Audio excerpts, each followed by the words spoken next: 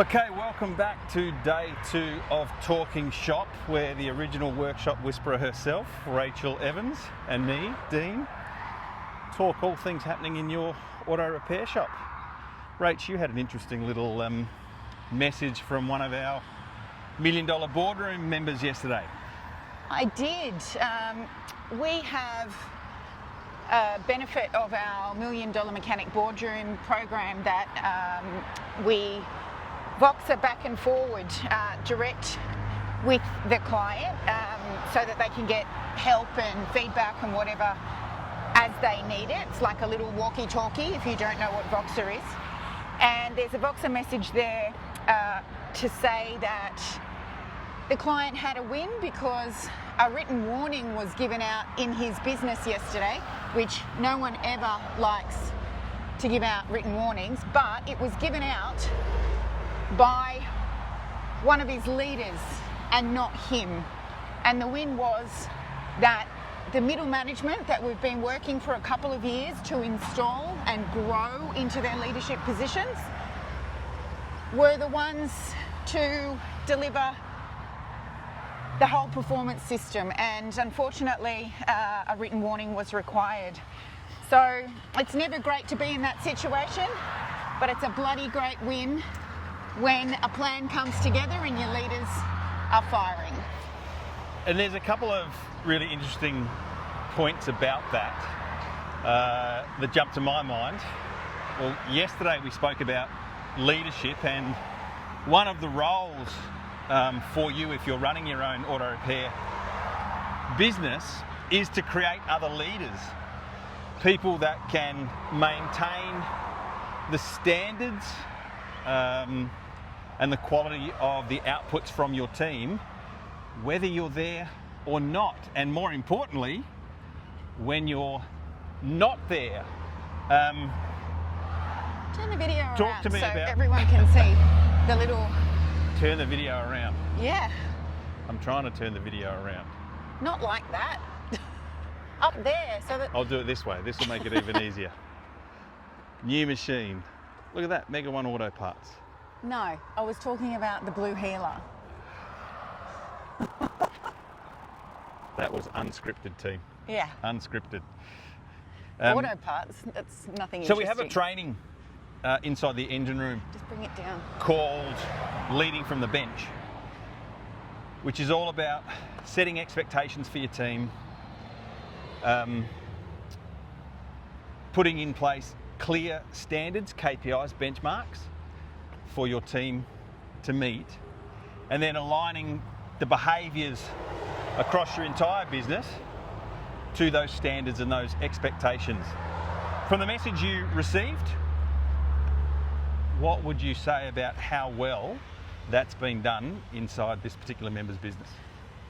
Well, it isn't something that's just happened overnight. Letting go of control in order to grow leadership skills in your team members is a work in progress.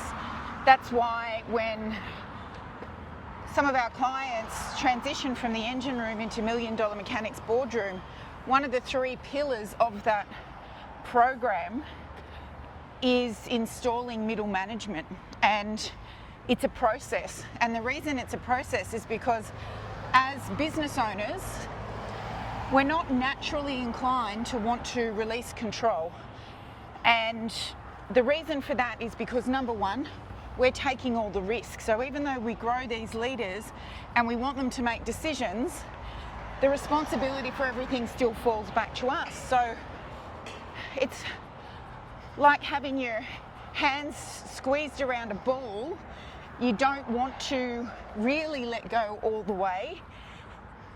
But in order for you to experience the true benefits of business ownership, the freedom, you have to, at the same time that you're instilling the skills in your leaders, you have to grow yourself as a leader to give them the space to learn and then practice and then implement and make mistakes.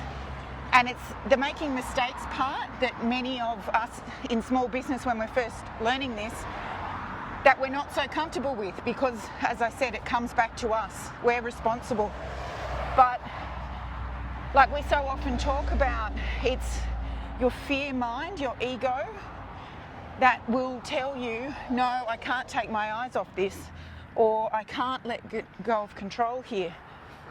But once you acknowledge that that's just a voice, and that you are putting the proper training and the effort into your team members, and they need the space and the opportunities to do these things themselves with your supervision to start with, and then, like our client yesterday, without, it's all going to pleasantly surprise you in the end if you stick with it. But when you're at the start, it can seem really scary, and that puts a lot of auto repair shop owners off actually growing leadership in the first place. They think, I may as well just do it myself, and that's what keeps you small. Yeah, it's just easier to do it myself. The one thing I'd just add with that is that, what's the old saying? The only thing worse than not training your team, than training your team and having them leave, which does and can happen, is to not train them and have them stay. Yeah. And you'll forever be doing everything yourself. And eventually, if you don't create a void, a vacuum for your team to step into, the good ones will eventually go, well, there's no future for me here, and they'll leave. And those that are not so good will actually end up staying, and you'll end up with a team of C players or D players. So it takes a bit of time, more than a bit of time, to create those expectations and train those standards, but it's well worth it in the end. And that is episode 2 of Talk and Shop. We'll see you for episode 3.